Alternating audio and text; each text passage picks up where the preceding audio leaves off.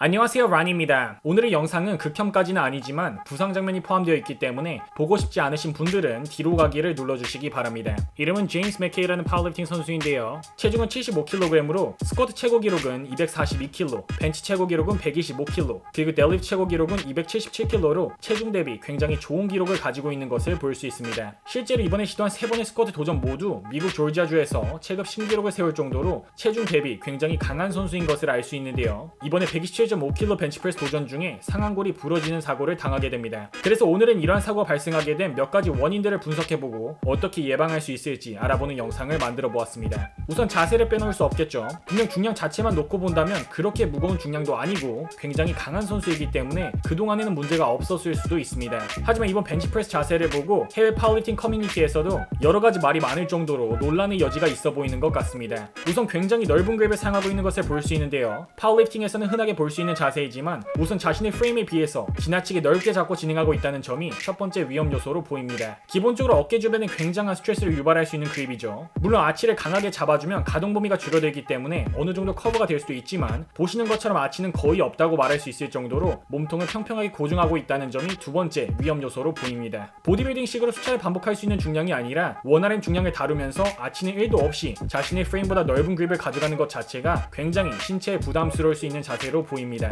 그에 대해서 세 번째 위험 요소는 이완 후 퍼즐을 진행할 때 몸통이 완전히 가라앉는다는 겁니다. 그와 함께 발의 위치가 지나치게 아래쪽에 위치하게 되는데요. 그냥 보기만 해도 어깨와 발에 굉장한 부하가 느껴지지 않으시나요? 심지어 현재 이 각도로 보았을 때 바가 엘보보다 더 아래쪽에 위치한 것으로 보이기까지 합니다. 물론 이 부분은 캐머라 각도 때문에 그럴 수도 있지만 적어도 제 눈에는 그 정도로 바의 위치가 지나치게 아래쪽에 위치한 것으로 보이는 것 같습니다. 물론 벤치프레스를 진행할 때 프론트 레이저를 하드 프레스라는 큐가 많은 분들에게 알려져 있기는 하지만 이건 너무 프론트 레이즈에 가깝죠. 130kg 가까운 중량으로 프론트 레이즈를 하게 되면 어깨와 상완골에 들어가는 부하는 굉장히 어마어마할 것입니다. 그에 대해서 가장 중요한 점으로는 몇 달 전에 이두근 고정술을 진행한 상태로 이두근과 상완골을 연결하기 위한 나사가 상완골에 박혀 있었다고 합니다. 실제로 MRI 검사 결과 이번 상완골 골절의 위치가 나사가 박혀있던 위치와 동일하였고 나사로 인해 상완골이 약해져 있었는데 이런 식으로 상완골과 어깨 주변에 강한 부하를 주는 방식의 리프팅 테크닉을 구사한 것이 이번 사고의 원인이었다고 볼 수 있을 것 같습니다.